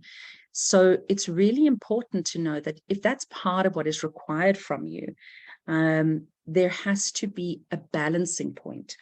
So if I'm giving that much of myself each day, and I can feel that I am tired, I'm frustrated. We'll have a look just now at some of the symptoms, signs and symptoms of burnout in a bit more detail. But there has to be a boundary where you say, I have reached my limit. If I continue to give of myself right now, it's going to be damaging for me. It's actually going to be negative for me. I'm almost in some way harming myself. I'm pushing too hard. And I think you may or may not identify with that, but if that's a pattern in terms of how you respond to your day, we will burn out very, very quickly. So it's important to understand that if we do look after ourselves a bit more, this is not selfish per se, this is self-love. And in order to keep going so that we can continue to be there for other people, we really do need to look after our own needs as well. So in some way, you might need to hear that you have permission to look after yourselves, whatever that might mean to you.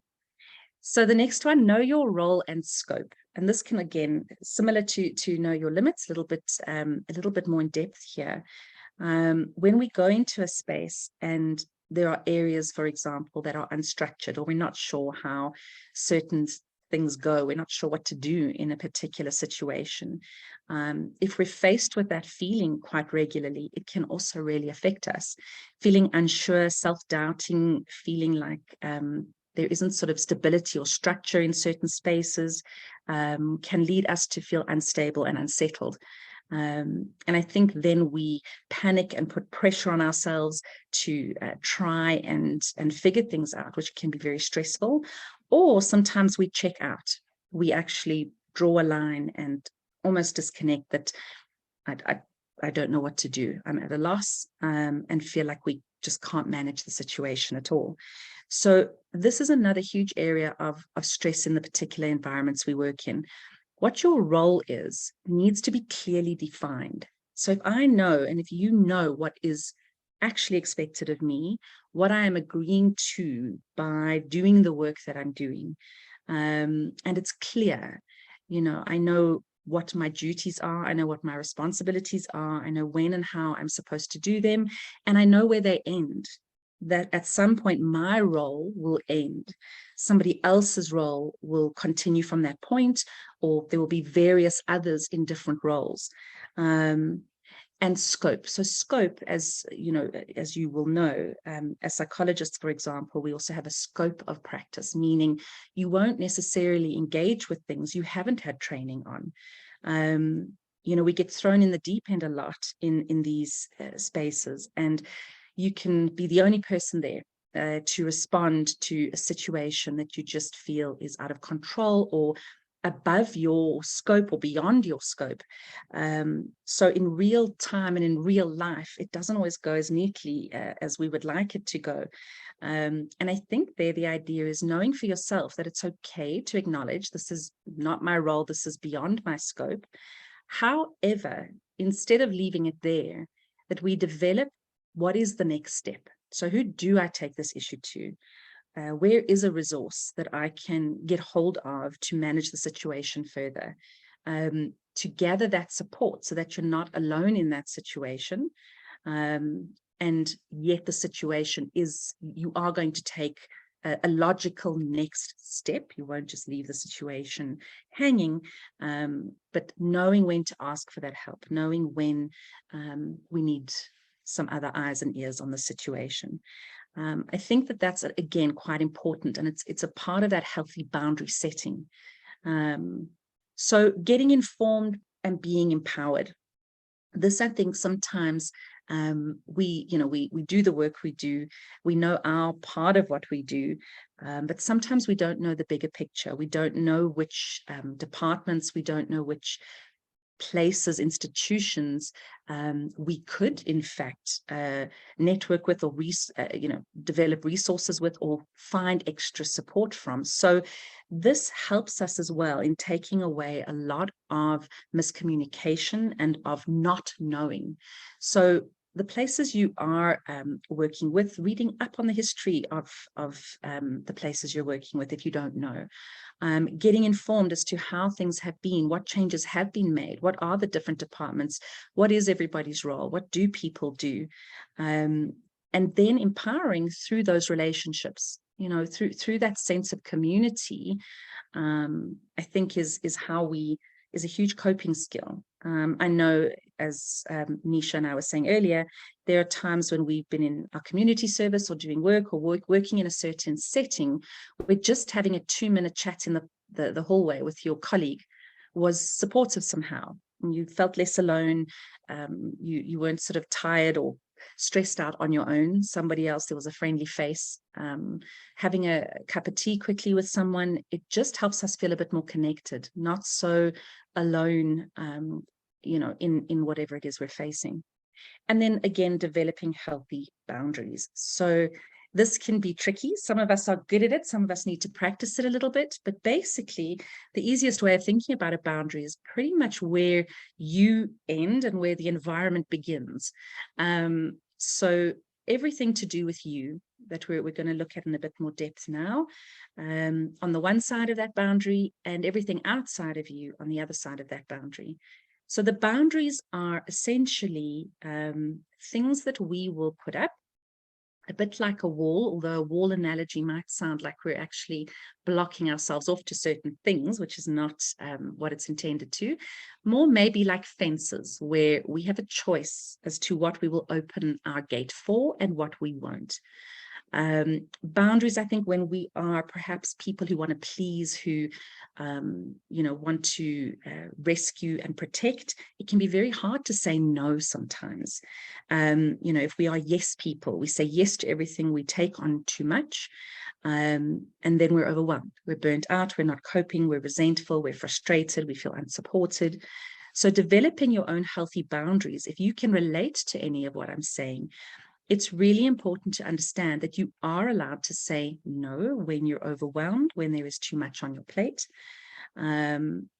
In trauma situations, obviously, you might find that a situation arrives and you have to deal with it. That is part of your job. We can't say no necessarily at that point in time if there is a crisis playing out. The idea there, we have to step into our role, we have to do what is needed.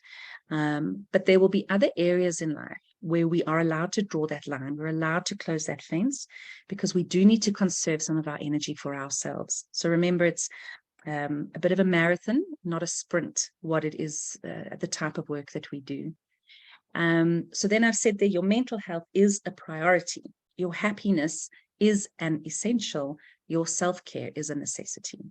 Okay, so something just encouraging, to keep our eyes focused on, that we do need to come back to ourselves, ground ourselves, center ourselves, and make sure that we are okay. So let's look at burnout a little bit, or hurry sickness, as literature sometimes refers to it as. I think we again have an understanding of burnout, but just so we can all be working from the same definition, I've said here that when we have consistent stress, we start to feel unwell. Continuing stress, having too much work to do, not having enough support, and not looking after ourselves properly can lead to burnout. It can affect our bodies, minds, and feelings. And having burnout symptoms more than sort of one day of the week kind of qualifies as burnout. We all have a bad day where we're not necessarily feeling great, but usually it's a day or two and then we're back to normal. If these feelings persist, that are on the right side of the screen, there's a good chance that we might be burnt out, and sort of even heading for depression. So part of burnout, things as well like boundary setting, time management, stress management, making sure that we are acknowledging our stress levels and actively addressing them. So if we look at burnout symptoms, these are just a few, they're not limited to this, but almost always tired or fatigued, irritability, tearfulness, feelings of failure or worthlessness, headaches, muscle aches, substance dependence or use, so sort of self-medicating to try and cope with the discomfort we're feeling, high blood pressure, sense of hopelessness, and negative thinking. So some of these will overlap with what you would have seen earlier in learning about depression. For me, sort of burnout is almost mini depression. There is a lot of overlap. And actually quite important that if you think you are burnt out, to sort of figure out, is this burnout or is this more serious? Is this deeper than that? That's not to say burnout is not serious. When we have these symptoms, I always think of it as it's our body's message to us. So it's a message to us from us. If we're feeling irritable or tearful, there's a reason we're feeling that way. We haven't gone mad. Part of our system, our nervous system, is realizing that there's too much pressure on a certain area. So irritability, for example, it's quite clever in that when we are overwhelmed, when we feel like we don't have energy to share, we just sort of almost want to be alone and try and recuperate. Irritability almost is a signal to people outside of us to leave me alone. And it's a signal to us that if people are asking me for things or engaging with me, I want to almost push them away. It's actually a message to me saying, this is too much for me right now. My need right now is to be on my own where my senses can calm down. I'm not feeling as overwhelmed through all the things I'm hearing, seeing, smelling, aware of. I actually just need to be in my own space. For some of us, it goes the other way. We feel like we need to be around supportive others. where a sense of feeling lonely or isolated can also be part of feeling burnt out. And in that case, communicating, sharing, talking can be very helpful and powerful for us. If we look at these symptoms, we can see some are very mood-based and some are physical, as Nisha would have mentioned earlier.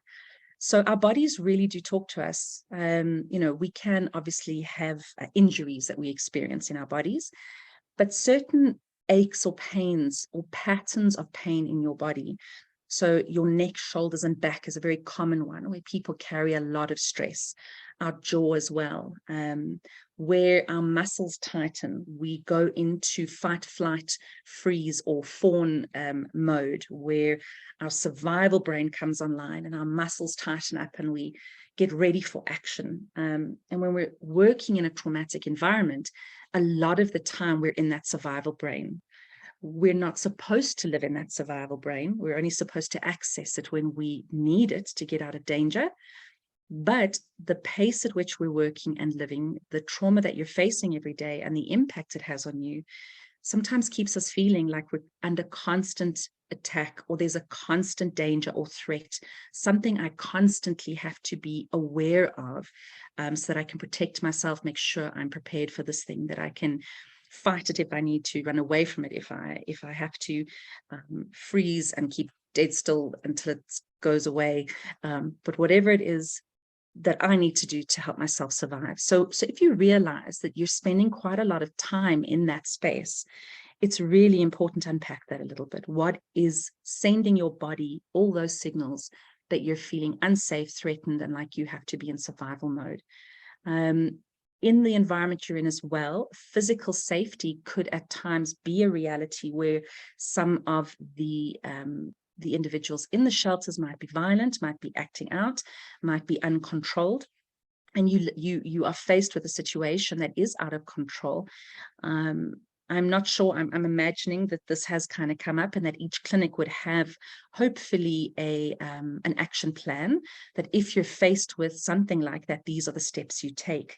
If you don't, it's a really good idea that the staff who would have to face that kind of thing maybe spend a bit of time figuring out, what do we do in that situation? How do we manage that situation? What is our role? What is our scope? What can we do? Who do we call in to support? And in the meantime, what are the reasonable steps we can take to try and contain the situation without getting ourselves harmed? So maybe that's something also to make a note of. If you have got any ideas around that, or if you have got plans in place, in fact, what does work in those spaces when your physical safety is something you are concerned about at work? And also perhaps for day 2 questions, specific questions on where you're not feeling safe physically. What are some strategies? And we'll talk that through a little bit more. So please make a note of it. We'll bring it up again on the second day. I think something else that's very common is substance dependence or abuse. As humans, we will very quickly go to things that work quickly, to try and mitigate or try and soothe us, try and comfort us. So we work long days. By the time we get home, we're quite tired. It's easy to have something to drink or to take to abuse some medication or a drug, eat too much, spend too much money on things we don't need. Many ways that we can sort of self-medicate or try to provide comfort for ourselves. So if that's something that's happening, it's also a sign from you to you that something is off balance. Your need for comfort is excessive. Your load or your sense of responsibility is too high, and it's imbalanced. So again, these are not because you're crazy. These are signs from you to you that something is off balance. And it's really important to try and very self-compassionately inquire about that. I realize I'm maybe drinking too much in the evenings. And oftentimes we will have a feeling of guilt or shame that comes up with that. And yet what we're actually trying to do is just provide ourselves comfort or help ourselves relax. Too much sugar. It's another quick one. When we feel like we don't have energy, we're fatigued or tired, we might get into patterns of just eating bad foods that give us a burst of energy to keep us going, but ultimately are not good for us. So these are the things that we need to inquire about inside of our, with ourselves or with trusted others. These are ways I'm not treating myself as well as I could be. I'm rushing through the time I have where I could look after myself because I'm giving all my energy to other spaces. So that could be a little tricky, that the job we do means we are there for other people. So we do have to give a portion of our energy to other people. Something else to perhaps draw down for yourselves is a bit of a pie chart, drawing a circle on the page and dividing that pie chart into all the areas of your life. So whether that's work, health, family, spirituality, finances, whatever the different aspects of your life are, and actually see how much each one is taking up of your time right now. And then drawing a second pie chart and redesigning it to how you would like it to look. So you might find now, if one of the segments of your pie chart is how much energy I give to others, and it might feel like it's 90% or 80%, and the rest of your life fits into that 10, 20%, whatever it is that's left over. That's a really helpful visual to see that feels off balance. And that's why I'm irritable, tearful, feeling like I'm failing. These are some of the symptoms that are creeping in. To then draw a version that you would aspire to. And this is not to put pressure on ourselves to be super achievers and change and, overnight. There's a lot of pressure on us already. But just that it gives you an idea that firstly, it can shift. I could make a healthy boundary decision and say, actually, the energy I give, emotional energy, perhaps, I would like to take that back down to a 40 so that I've got 60% left for myself, my family, the rest of my life, for example. So that's really just a process of reviewing how you're spending your energy, and which particular areas in your life feel like huge energy drains. So you might have only spent 1 hour with a particular patient, but it feels like you've been sitting with her for 6 hours. What's happening in that interaction that is draining you? What are you giving too much of in that moment?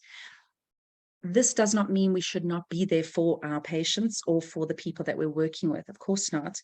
But it might mean you need to have half an hour conversations at a time with that person, something more manageable for you, or that you need a plan going into that conversation that is going to help with whatever it is that is draining that energy.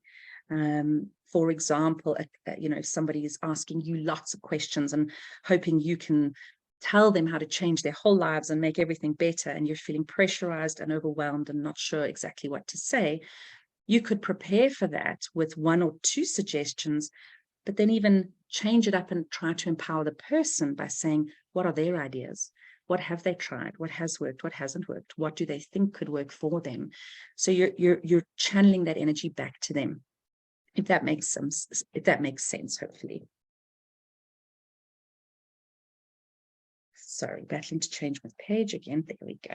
Okay, lovely. So we'll go on to self-care techniques for now. Some might be new to you. Some might be the same old things you know. Either way, always a good refresher. So, oh gosh, I keep doing this. I'm sure there's others of you who are technically challenged like me. So let's jump in a little bit. So there are more, but 6 types of self-care that I've identified for today's talk. So the first 3 appear here. So physical self-care. These are activities you do that improve your well-being or of your physical health. So example, going for walks, making sure you get at least 8 hours sleep, staying hydrated. So this is part of our back to basics, very basic. If physically we're not feeling okay, pretty much nothing else is going to be in place. If you've been sick or unwell, our mood is not okay, our concentration's not great, emotionally we're not feeling good.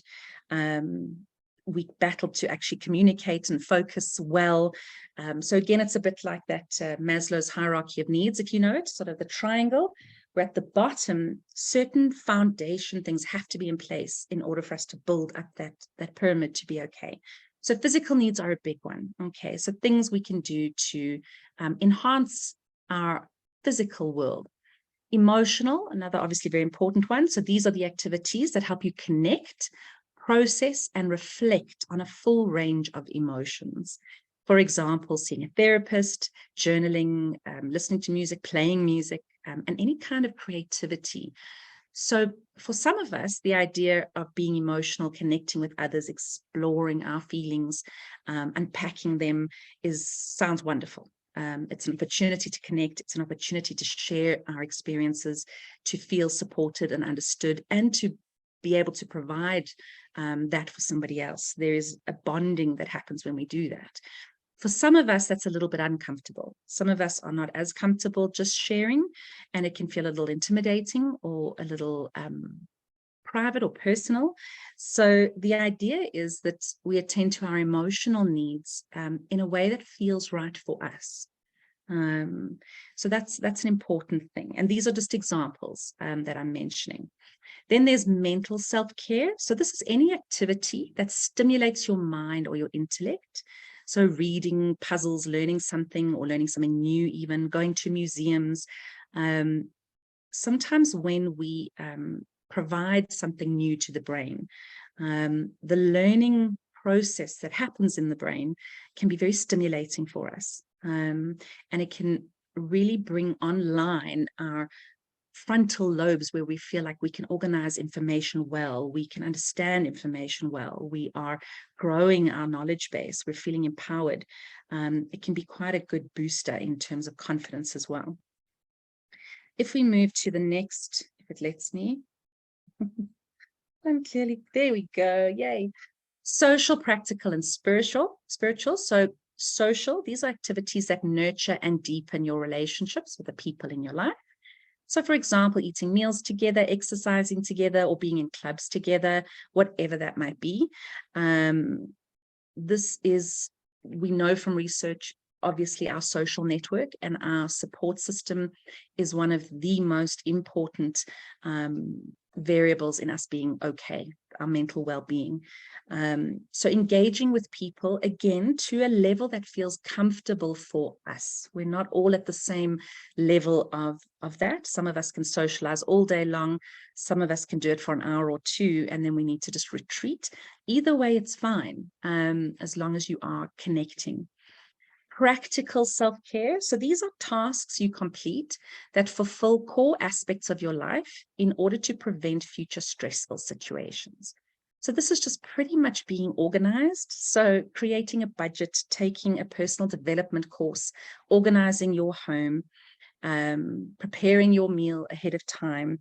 These are like little acts of self-service that we do to make our days run more smoothly, to make our futures work a little better, just to take a little bit of pressure off us. So being aware of what our practical needs are and just having a plan or a schedule around them can take a bit of the load off as well. And then spiritual, this activities that nurture your spirit and allow you to think bigger than yourself. So examples are meditation, yoga, prayer and worship, being in nature, and self-reflection. So often spiritual, we think of religious activities, which they certainly are.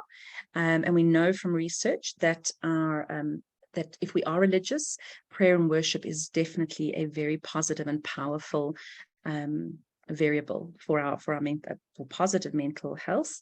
But it doesn't have to just be or only be religious. In spiritual basically means believing in anything bigger than yourself. It can be something really simple, something like even just sitting and looking at the ocean. The ocean is much bigger than us, and it opens up the mind to wonder, to connection with nature. So if you haven't developed some of those things, it's really good for our spirit. It kind of keeps us calmer, grounded, and feeling like we're part of something. Right. Okay, so personal growth or life enhancement. What I think before we jump too much into this, because I have given you quite a bit of information, is for us to maybe just take a 10-minute break at this point in time. So if that's all right with everybody, we'll start back here at about 5:02, and we'll carry on from here, personal growth and life enhancement. All right. I'll see you at 5:02, so a 10-minute break. Thanks, Ryan. It's in a voice box. That's There we go. You should be able to highlight it now. There we go. there we go. So So copy. Yeah. And I'm going to pop that into the chat. Yeah. And then everyone can just follow the link on there. Okay. So there's the link in the chat. Can everyone see that link in the chat? That's perfect. Thank you. Wonderful. So I do really encourage you to go and do it now before you move on. It's about 14 minutes. And then also just to notice what that felt like so we can talk it through a little bit next time. Okay.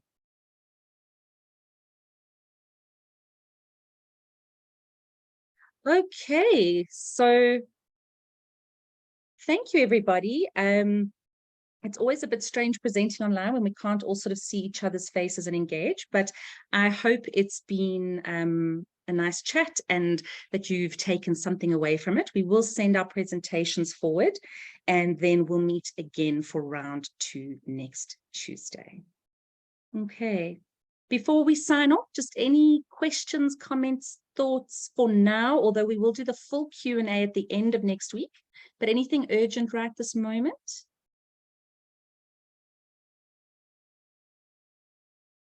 Please send via email as well. Okay, great. So I will send an email to Milani and then we can, hopefully she can forward it from there. Is that right?